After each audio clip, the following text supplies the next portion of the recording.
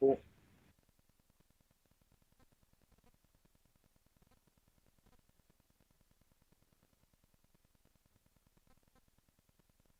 Right? Yeah, I'll fire one out on Campanelli finding a spot, Yeah. Okay. and the last, I guess I'll just retweet whatever you just put out too. Yep. Yep. Wow. Camp is employed. Nice. Nice. Good for him. Going to Green Bay. All right.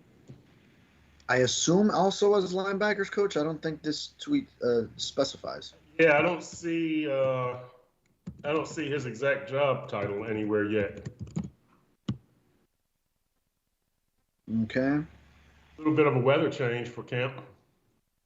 Okay, and I see you just tweet. Oh yeah, probably the biggest weather change in In the the NFL. league, yeah. Yeah, it probably is, isn't it? We ready?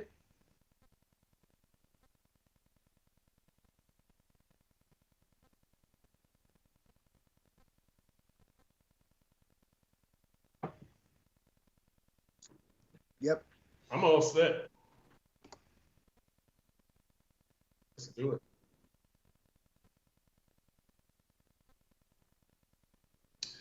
It is Super Bowl week. Kansas City against San Francisco in Las Vegas.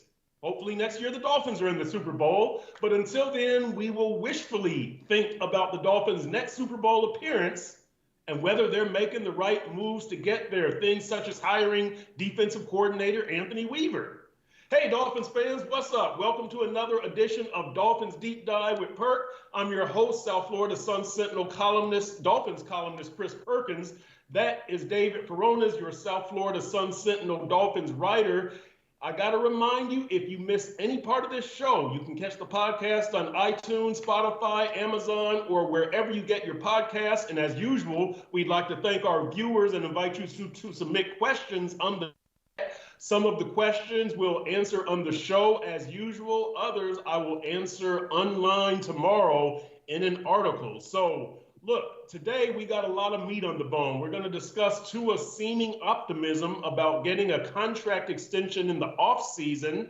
And we're going to talk about an interesting comment he had about the Super Bowl last week. We're also going to talk about the most important things that Anthony Weaver, the new defensive coordinator, must do. We'll talk about his change at linebacker coach. Green Bay defensive coordinator Joe Barry is in. Anthony Campanelli is out.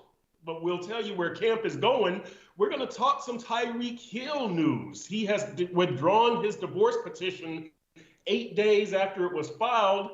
And we've got an NFL-style bowl roundup. Pro Bowl, Senior Bowl, Super Bowl. It's the off season, but our pool is still full. Let's dive in. All right, Furones. We up at the Pro Bowl last week. Tua had an interesting comment about possibly getting a new contract. He said, "I believe that will happen, but I'm going to let my agents, going to let Chris Greer, Mike McDaniel, let those guys talk about that and let them move forward accordingly." What do you think about that, Furones? I know that we've talked about whether Tua should get a long-term contract. He'll play this season on his fifth-year extension. What do you think about Tua possibly getting a long-term contract this offseason? And what do you think about Tua's optimism about possibly getting that long-term contract? So Tua is currently slated to play 2024 on the $23.17 million fifth-year option figure. That's a great number for what you're getting out of Tua for now. The question is, what's the number he's going to want? Does he expect to get the 50-plus in average annual value that like Jalen Hurts, Lamar Jackson, Joe Burrow, Justin Herbert are getting? I'm not ready to do all of that. There are immediate short-term benefits to signing him to a long-term extension. If you find an appropriate number for now, if that's in the low to mid 40s, that's kind of what I'm looking at in average annual value. That works for a guy who, bottom line, he has done what you've asked in terms of staying healthy last season for the first time, led the league in passing yards. Year before, he was leading the league in passer rating. Now, does he still stand to improve in clutch moments against top competition, big games, inclement weather, all those things? Yes, to all of those, but that's the story of a lot of QBs outside of Patrick Mahomes and Tom Brady. So even Peyton Manning had to get over a hump of not winning the big game before finally breaking through to win a Super Bowl. Today, we see it with Lamar Jackson, these questions in big games, and he's about to win his second MVP. Josh Allen still hasn't gotten over Kansas City in the playoffs, et cetera, et cetera. I'm sure there's several more examples. So Tua still has a lot to prove, but it leaves enough where you can find sort of the right balance, where you find the right number. You don't have to pay him like the top quarterbacks. And if Tua's all about, and we always hear he's all about the team the way he is. Anytime you ask him about his individual performance, he shifts the focus over to the team. Then if that's truly the case, then he doesn't need to take all that every bit of dollar amount that all those other guys are getting. So I think something like mid-40s would be a fair number to reach.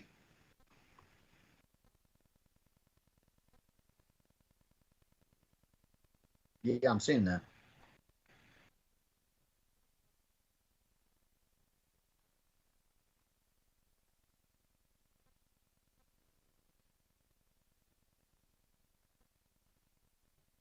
We are trying to get Perk back. I think he's a little frozen. I thought it was just on my end, but now we don't hear anything.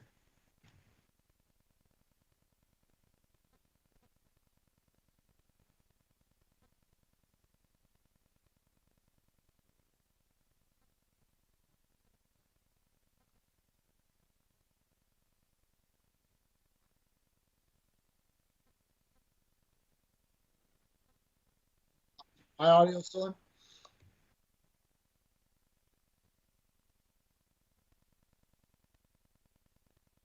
Work with us, folks. We're trying to get Perk back.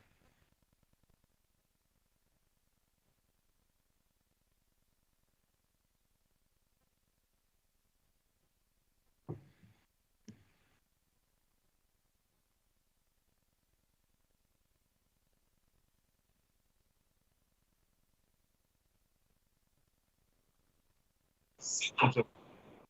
All right. Man.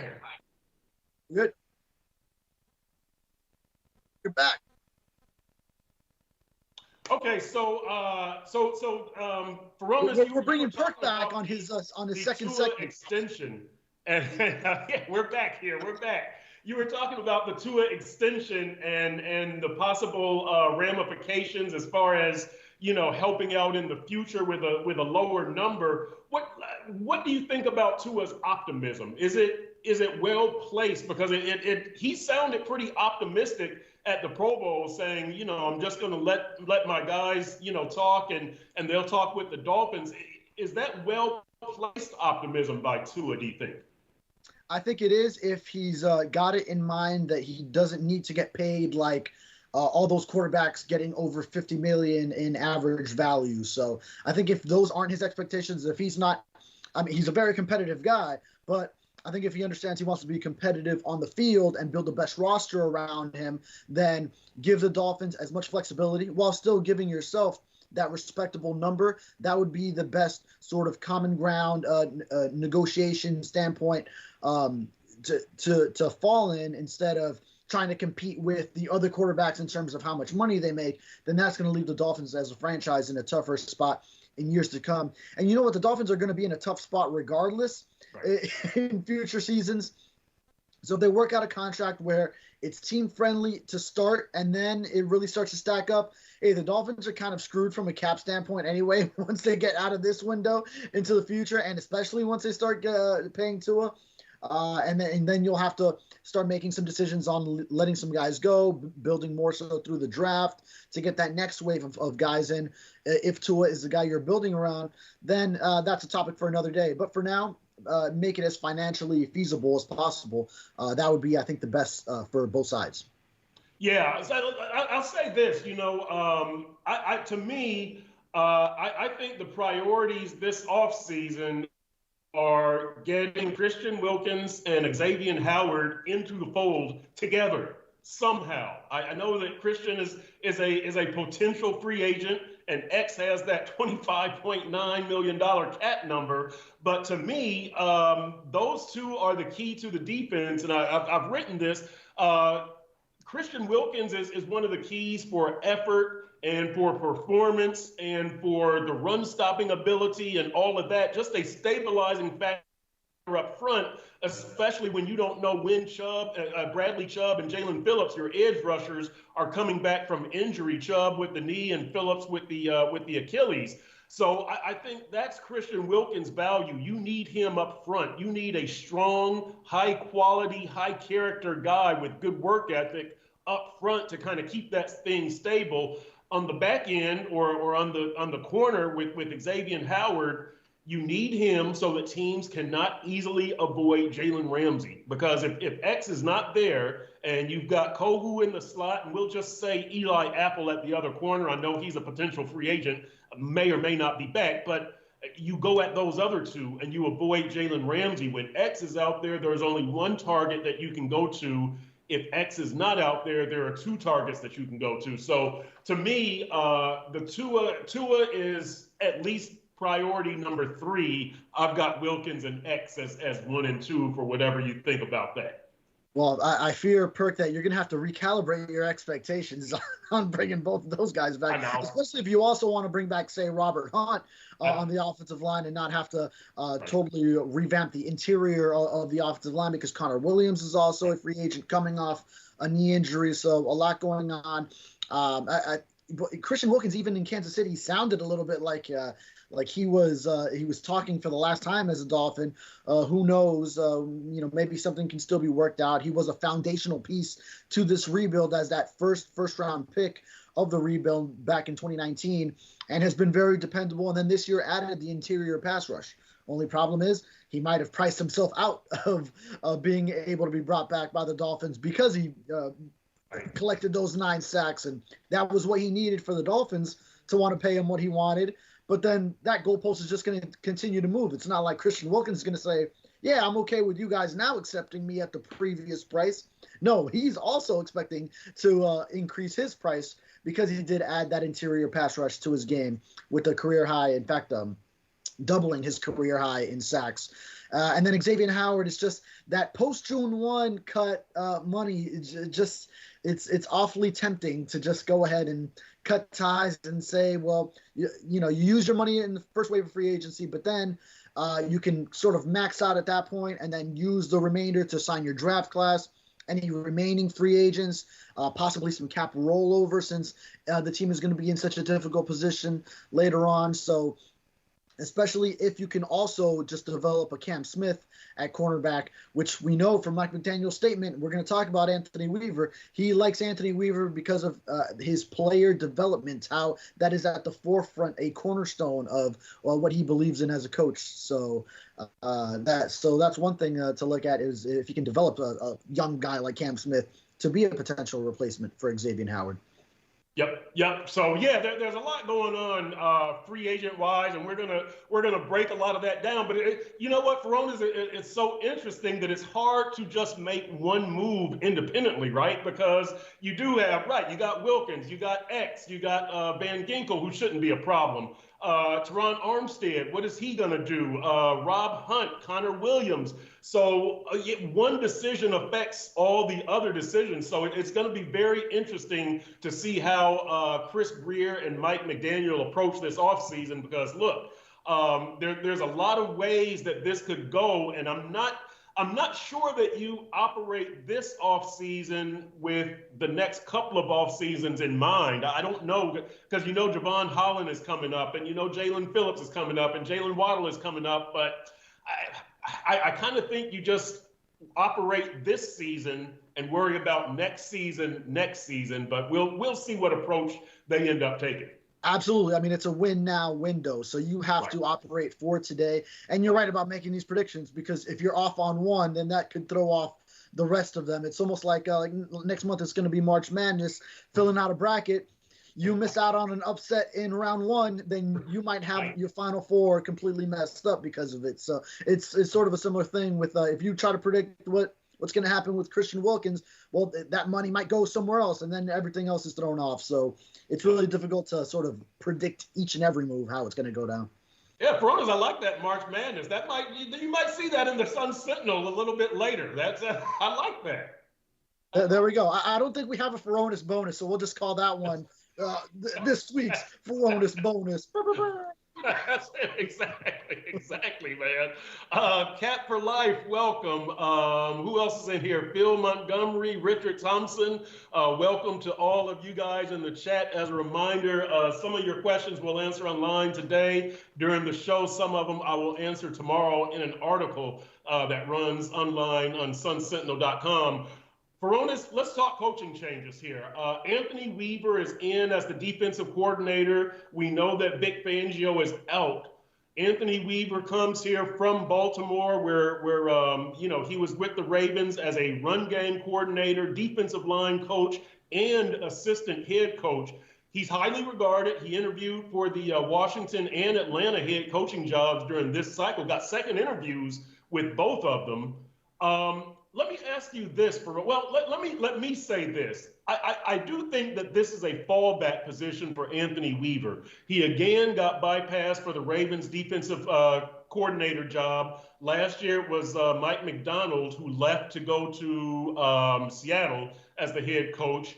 This time it was, is it Zach Orr, I think the 31-year-old linebackers coach who got the head coaching job.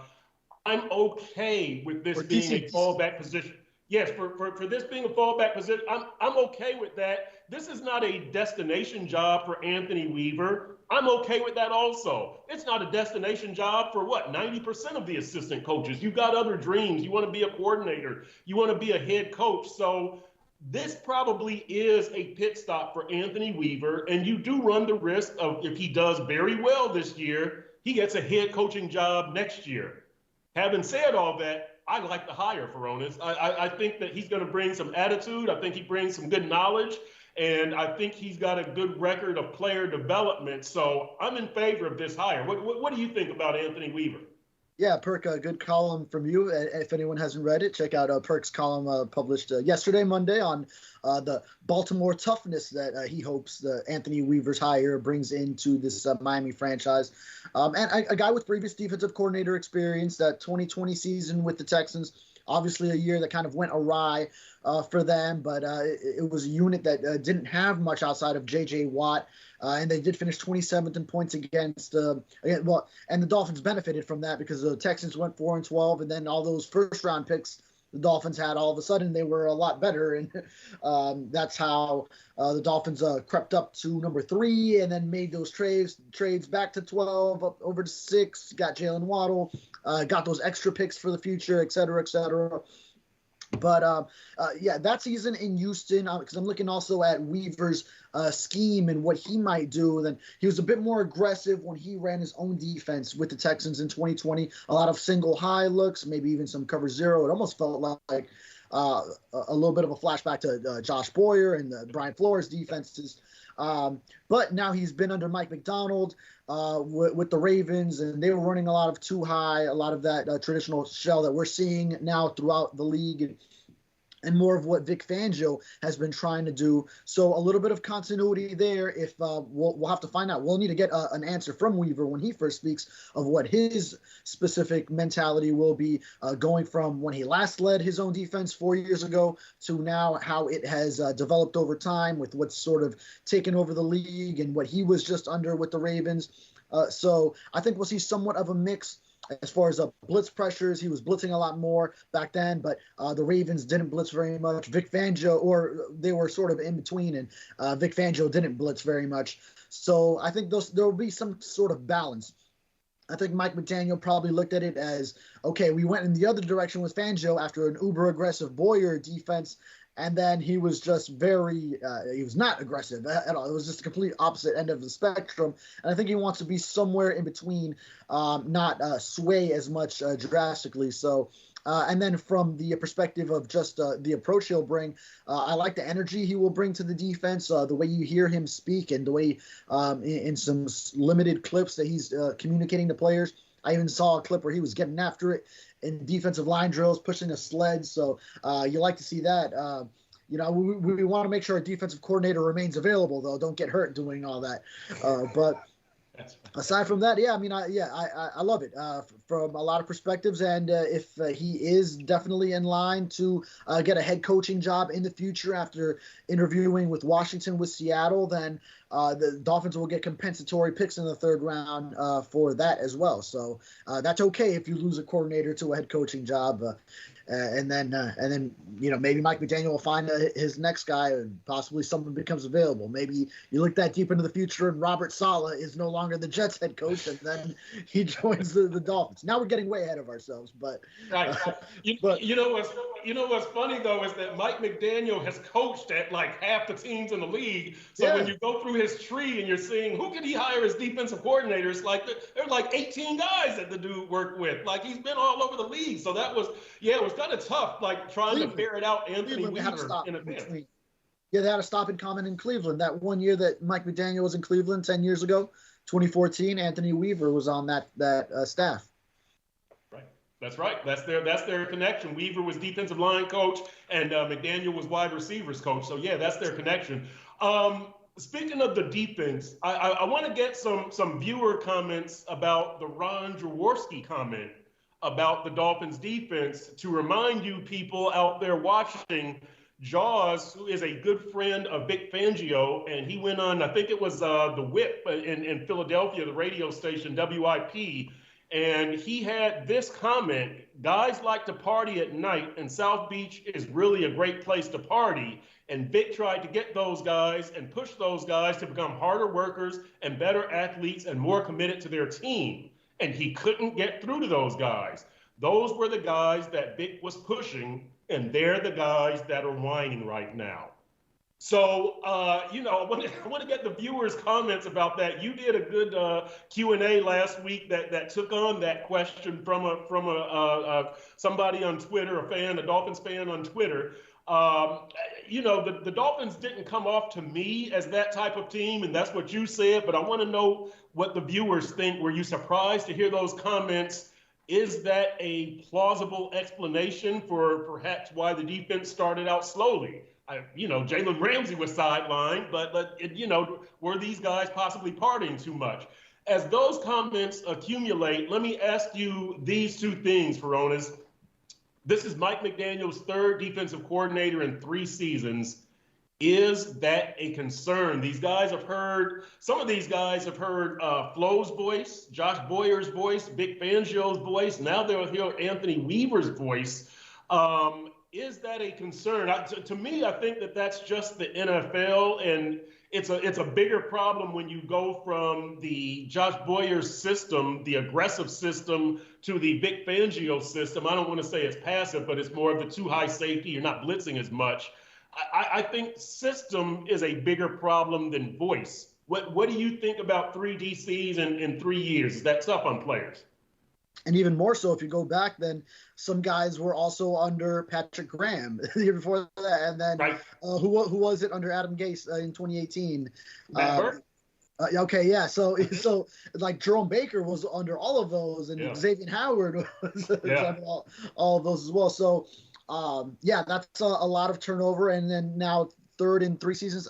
Is that a concern? Well, Mike McDaniel wanted Vic Fangio that first year. So if we're looking at it in connecting McDaniel to it, I don't think so as much, because the Dolphins at large wanted to maintain continuity on the defensive side of the staff after making the transition from Brian Flores to McDaniel. So he was kind of strong-armed in that regard of making too many changes on the defensive side at first. Then after 1 year, Boyer didn't work out that year when he was alone without the backing of Flores. Then McDaniel went ahead and was able to get his guy. And then Fangio, his guy, is now gone after 1 season because he really wanted to be with Philadelphia. Right. And then we also saw some of the clashing between players and coaches. As far as Jaws's comments, then, so I mentioned in that Q&A that you noted, I'm looking at the guys that we know had some issue with it, whether they did or didn't. I know Javon Holland was trying to deny it, but nobody believes that when he was kicking rocks in that video. He was telling Vic Fangio to kick rocks. I think we all understand that. Javon Holland is a captain on this team. He was a captain since his 2nd year, so Sometimes we talk about how he trolls the media in his answers, or maybe declines interviews when he's in the locker room, doesn't want to talk to us, as far as that side of professionalism. But as far as on the field, I don't have any doubts about him. He's been a captain, and obviously, he's a dog on the field. And then Jalen Ramsey, he made his 7th Pro Bowl, is it now? And obviously an elite corner. So that's not the guy I'm concerned about as far as his work ethic. Those are definitely not guys that I'm questioning their work ethic. Cam Smith, maybe there are some questions. I think there were after the Dolphins drafted him, as far as people that knew him, and also maybe his rookie year, and also the part about guys like to party on South Beach kind of felt like a generalization of sorts. I don't think Ron Jaworski is really in tune to the Dolphins locker room and knowing that certain guys are going out to certain spots in Miami and the greater South Florida area. So that definitely seemed like he was hearing that directly from Vic. If the previous sentence that he mentioned was just that Vic Fangio is a longtime friend of his, so that's probably just a direct communication of Vic saying it to Jaws trying to put it out there to back his boy up. So, I'm not too concerned about that. This locker room, to me, didn't appear like the locker room that lacked work ethic.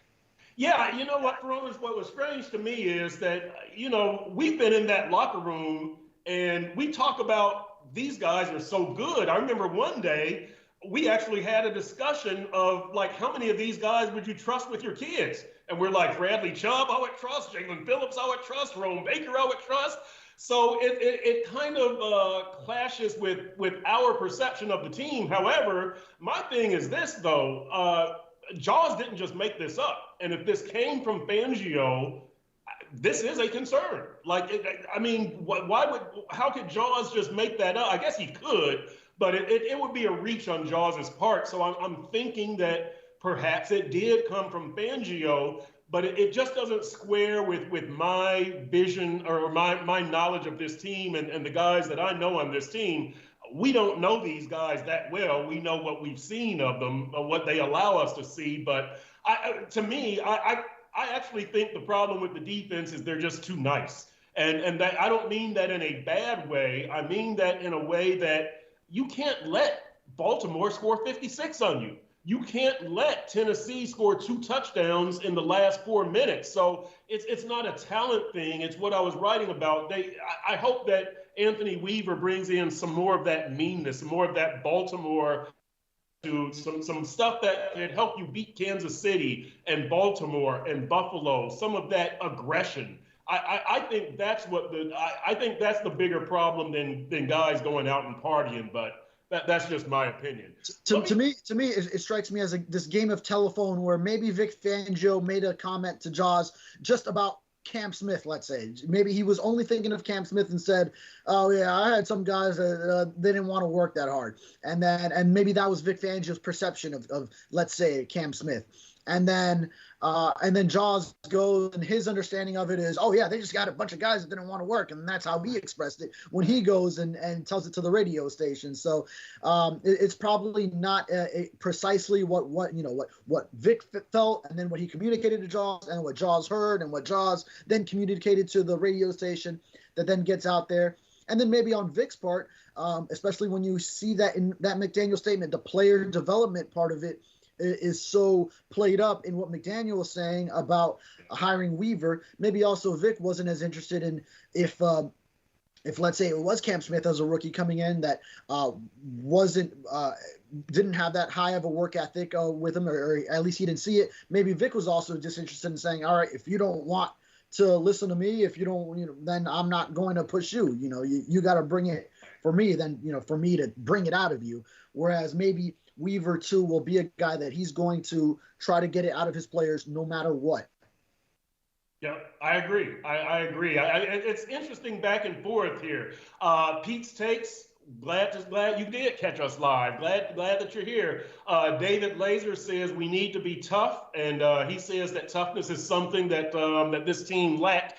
Let me ask you this. Phil Montgomery from the chat, we're talking about Fangio, and he says, also it drove me nuts how Fangio refused to adjust coverages when Cater was getting beat by top-notch receivers. Pretty easy to see how it would drive the players nuts too. I think this gets to the perceived unhappiness of Jalen Ramsey, right? That he couldn't shadow receivers. He was clearly the best defensive back out there, especially, if X was slowed or missing. I do think that got under Jalen Ramsey's skin. You weren't utilizing your best players in the best way possible to give you the best chance to win.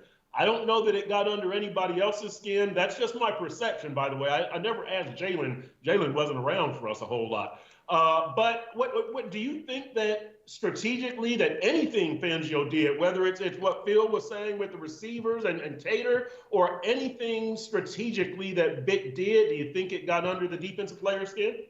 Yeah, it certainly did. I mean, it was clear in the Buffalo postgame locker room back in week 4, Xavier Howard expressed as much going all the way back then when he was the one that was not shadowing Stephon Diggs, and Diggs was having his way with Kader Kohu in that game for 180 and 3 touchdowns. And then obviously Jalen Ramsey was hurt to start the season, but then when he came back, after a few games, getting a couple of games under him, he wanted to be shadowing opponents' top receivers, and he wasn't as involved in it. It made it easy for opposing offenses to just avoid Jalen Ramsey by and large. So he was just kind of shut out of game plans. He just shut down his side, and maybe even sometimes he tried to make up for it. And like against Tennessee, let's say, and maybe ditch his assignment to try to get involved in a play, figuring the opponent was not going to go after him. And then, sure enough, then that was when Will Levis at one point did. And then, so you had DeAndre Hopkins going off in that game. Also, when he was covered by X. Jalen Ramsey also gave up a touchdown late in the game against the Cowboys as well. So, yeah, I think definitely for Jalen Ramsey and Xavier Howard to express as much. And I think Javon Holland, you sort of felt it from time to time, even if he didn't say it in the media.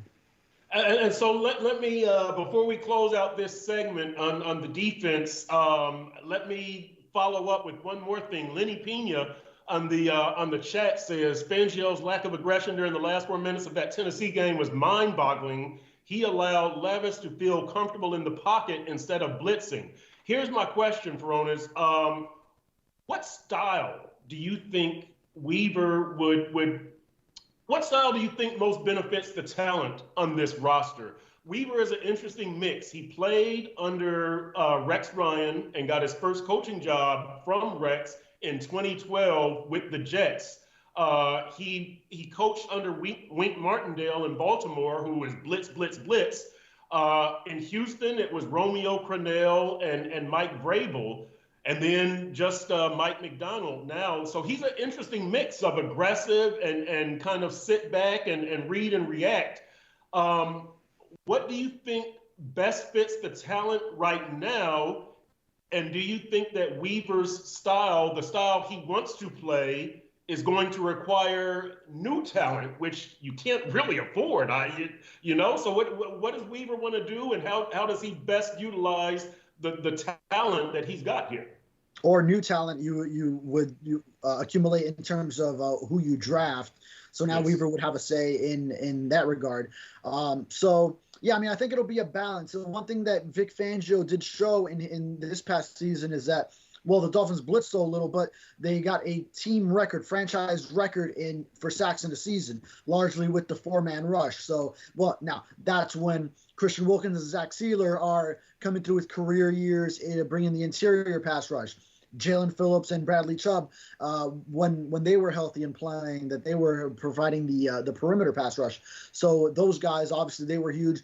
When Andrew Van Ginkel and Emmanuel Ogbah in spot duties were coming in and providing a decent pass rush. I mean, Emmanuel Ogbah had to lead the league in sacks per snaps played because he had, 5.5, 6 sacks, and he barely played. And then whoever came in knew, even if it was just within the same week, they were playing over Emmanuel Ogbah. And even Cameron Good, who was a special teamer, didn't make the initial 53. He played over Ogbah. Bruce Irvin and Houston, and they were playing over him when they signed within the week of the playoff game. But Yeah, I think a balance would be the right thing where, okay, you can get the pressure with the four-man front, which is ideal because then you have more guys in coverage. But then, and that's what you can take from the Fangio system and also what Weaver has seen under McDonald in Baltimore. But then Weaver can maybe tweak it to be a little bit more aggressive, bring the blitz a little bit more often, just a notch, on that knob, where it's not like an all-out Boyer or Wink Martindale type of Brian Flores type of idea, but just a little tweak where in spots you can bring it a little bit more often. And then put those corners. Jalen Ramsey, let him go ahead and play some press coverage, which you barely saw. Xavier Howard has done that most of his career, if he is indeed back. I mean, then obviously that's a big question there. But he was used to doing that a lot. And then, whoever you bring in talent-wise, then make sure you fit guys for what you are going to be doing. Yep. It's going to be very interesting to see how he utilizes the current talent and who they choose to bring back. Like, again, I think Van Ginkel is the most slam dunk to return, right, among defensive players.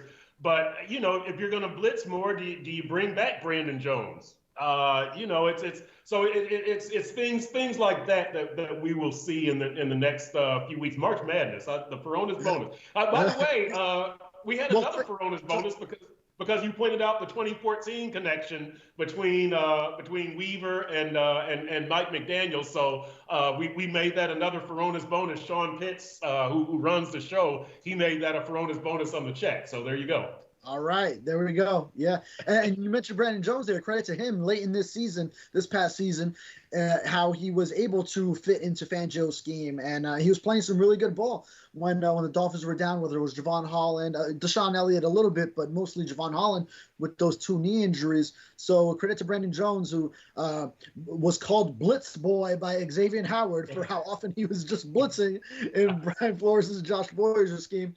And then able to manipulate his game to fit into Vic Fangio's very different style for safety. So credit to him and the job he did this past year, coming off a serious knee injury too.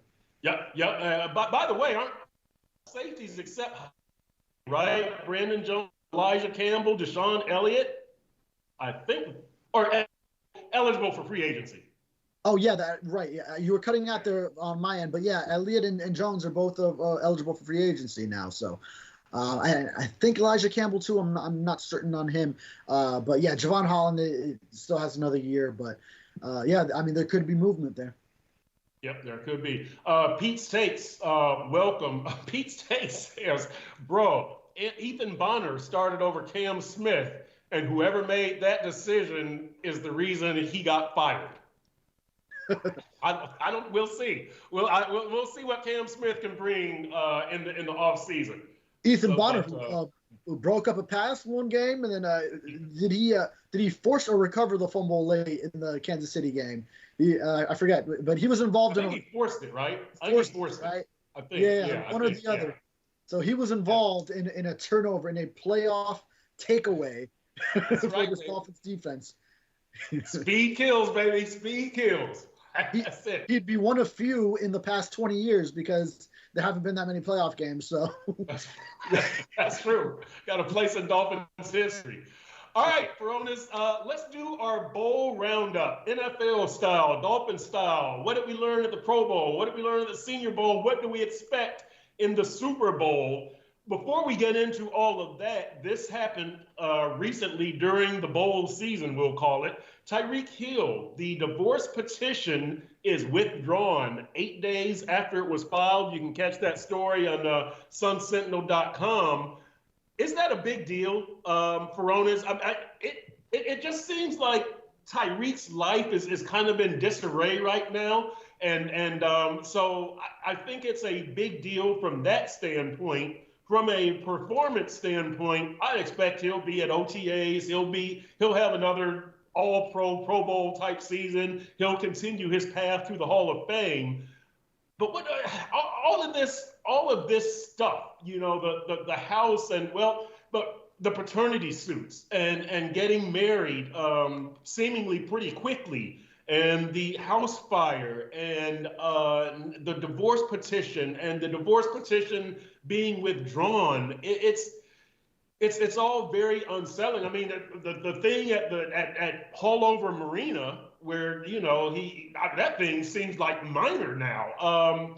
Is there a concern? I don't think I'm not concerned with Tyreek because he's gonna ball. The personal stuff, I don't think it's affected his performance, so I'm not gonna say that I'm concerned about it. It's alarming, unsettling, but I don't know that I'm really concerned. What are your thoughts on Tyreek? Yeah, from a personal perspective, and that those are a lot of things just stacking on one on top of the other. But yeah, I definitely don't see it affecting his performance. I mean, he was vying for 2K, the first ever 2,000-yard receiving season in NFL history, despite much of this. Mid-season, he's talking to us about he's getting married and that he's a changed man now. So now all the paternity suits, we know that was probably all that stuff was already happening. It has to happen, months in advance before that comes to light and is known. So maybe he was already in the process of saying, hey, that's all going to be in my past. I'm not living that life anymore. So I do see him taking the right strides in that perspective. And as far as his performance, I don't see it affecting anything at all. If anything, late in the year, it was the ankle injury more so that was causing a dip in his production and, having him stumble all over the field instead of just running and cutting the way he's used to seamlessly. So more so than anything, any distractions off the field. So, I see him, he sort of takes these things in stride once he gets onto the football field. And, it's sort of just like a safe haven sanctuary for him where he just goes out and plays and balls. And he's able to disconnect from whatever's affecting him in his personal life. Yep. Yeah. He's just able to keep it moving. So that's the good thing from the I guess the team standpoint, a performance standpoint. The personal, we'll see. Again, he's able to keep it. And right now, there's a long time before he plays another meaningful game. So right. It's not like it's going to be affecting him leading up to the Super Bowl this week. The Dolphins aren't in it. So he's got this is far separated from the 2024 season. Next time you'll see him playing any meaningful regular season games. So, if he has a clean offseason, then the outlook is bright going into next season. Yep, I agree. All right, Teron Armstead at the Pro Bowl, he said he hasn't decided whether he's going to retire, said he's just kind of been resting and recovering. I think you've got to get another left tackle. You can't rely on Teron, but how and where you get him becomes very touchy because if Teron does not retire, I don't know what you do. I just don't think that he has any more than 10 starts left in his body. And he's a Pro Bowl performer. I'm not saying anything bad about Teron. He's as gutty as anybody on that team. But if you're looking at the long-term or the season-long well-being of the team, you got to do something at left tackle. And if Teron is back, you're not drafting the left tackle in the first round, probably not drafting one in the second round. I don't know if Kendall Lamb is going to be back. He's going into his 10th year, I believe. He had some back problems. Maybe you pick up a young free agent left tackle. I don't know that let me say this. I don't know that Keon Smith or Ryan Hayes, tackles already on the team, are ready to step in and take full-time snaps if necessary. So maybe you get somebody in free agency who is like a Brandon Shell, Kendall Lamb, a veteran who could start if necessary and comes on the cheap. What are your thoughts on left tackle? Yeah, because top-notch left tackles that aren't pricey don't just grow on trees, So it might be that route. It might be the draft route.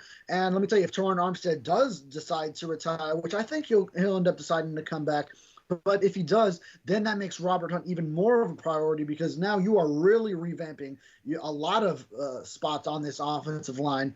If you don't have your left tackle, Austin Jackson's sort of the one starter that's back. And then Connor Williams is also a free agent coming off the significant knee injury. So that's a lot of potential movement. Williams might expect some decent sum of money, but then he also just had the injury. So maybe that evens it out as far as the Dolphins possibly being able to bring him back at a lower price.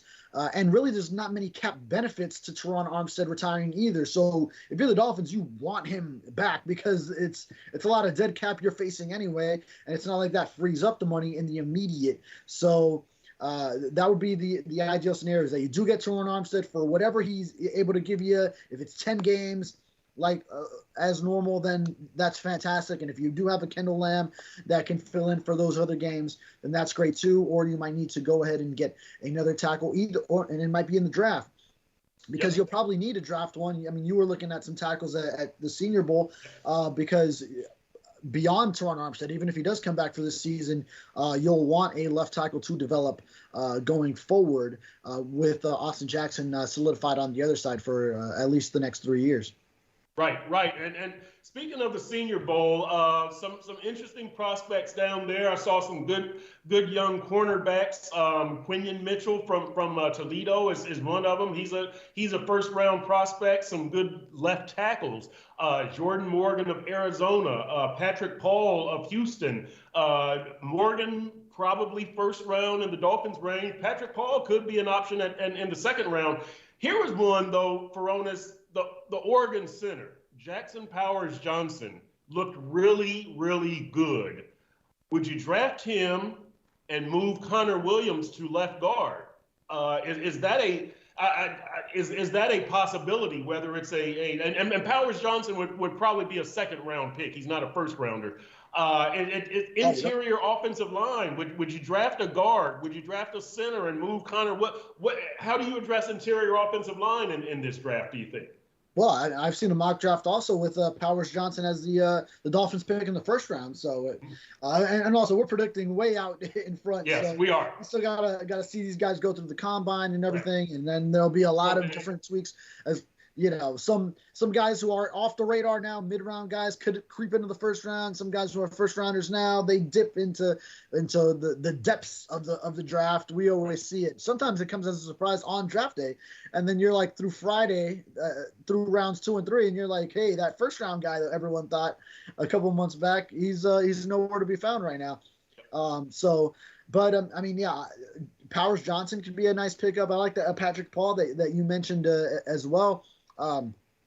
Tight end, the Dolphins probably have to address probably in this draft. I haven't looked at the tight ends in free agency, but that would be the more so because the Dolphins aren't going to have much flexibility in free agency anyway. So if you could draft a tight end at the right spot that is versatile, that could give you that pass catching option in this offense, that could be key to another step in the third year in Mike McDaniel's offense. So that's one thing I'm looking at as well.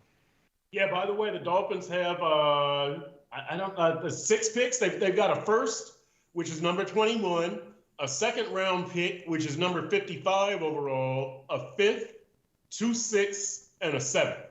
So what is that? 6 picks? Yeah, 6 picks. So that's what you're dealing with here in the draft. The first and second are going to hopefully offer you immediate help. And the 5th, 6th, and 7th, maybe special teams, maybe a rotational guy. But, there's a lot of places, a lot of different routes the Dolphins can take. Hey, maybe Cam Kitchens, the safety from UM, is a first-round possibility. There's a lot of ways the Dolphins could go here. But I thought there were some really good prospects at the Senior Bowl at a lot of different positions. So with edge rusher, I mean, a lot of good prospects there at edge rusher also. So we'll see what the Dolphins do. Finally, Furones, the Super Bowl. I don't have very strong thoughts on this. My thing is I'm not going to bet against Patrick Mahomes. I'm going Chiefs 27, 49ers 24. Your Super Bowl prediction. And mine is I really think San Francisco is the better team. But I'm not betting against Mahomes. That's my whole thing here. What are you thinking for Super Bowl? Yeah, Chiefs for the 3rd straight round are an underdog. So I did have them beating the Bills, so I had that one right. But then I believed that Baltimore would beat the Chiefs, so I was wrong there. And now, I'll go with the 49ers. I'm very torn on this one. It's going to be tough. It's going to be tight. Yeah, I did pick the Chiefs last time when the only Super Bowl I've covered when it was back in Miami. Actually, that's what this background is of that Miami Super Bowl Live, Super Bowl 54. So that's the one Super Bowl that I have attended. I did have the Chiefs winning that one, and sure enough, they did. Now, it took a lot in that fourth quarter when the 49ers were up by 10, and Jimmy Garoppolo had who did he have wide open deep, and he missed them. I forget, but he had a throw. He had a throw deep that, and he missed the throw that would have sealed it. And also just to wrap up on the Dolphins draft prospectus that we were discussing, Chris Greer at the end of the day is going to take the best player available that he believes. So even as we were trying to predict, they could go interior offensive lineman, they could go edge rusher. Will they need a cornerback? Will they all tight end? All these different things. At the end of the day, we thought the Dolphins addressed cornerback last year with Jalen Ramsey. He still selected Cam Smith, or he could trade that first round pick. The year before that, we were looking. I think you weren't. This is when you were off Dolphins coverage, but we were looking at all the wide receivers in the draft, and then the Dolphins trade 5 draft picks for Tyreek Hill. So now wide receiver is not on the radar at all. So it's very unpredictable right now. I think some of the pieces will fall into place once we do go through free agency and maybe some trades, whatever happens. But even then, Chris Greer is going to take who he believes is the best player available on his draft chart and not so much address a specific position of need as far as the priority. It's funny you talked about trading down. David Laser in the chat a while ago said, I don't see how we can re-sign everyone and improve this team. We need to pray to get more draft picks and trade down. So there you go. There you go. Trading down, yeah, also an option. Although I feel like the Dolphins in this win now mentality, they want to if they trade, it might be for a proven veteran at a position of need. So there could be that route. There could be also a look at, all right, hey, we're going to be in a tough position in years to come. We're going to be void of young talent because we basically punted on the past 2 drafts outside of Devon Achane and maybe Cam Smith if you can develop him. But he played the fewest offensive or defensive snaps of any player in the first 2 rounds this past season. So from that perspective, you need some young talent in the future, because when you decide on the 5th-year options of Jalen Waddle and Jalen Phillips this offseason, those were your last first-round picks still, to this day. So that's a long time. You're already deciding on a 5th-year option of your last first-round picks. You haven't had any other first-round selections since. So that says a lot.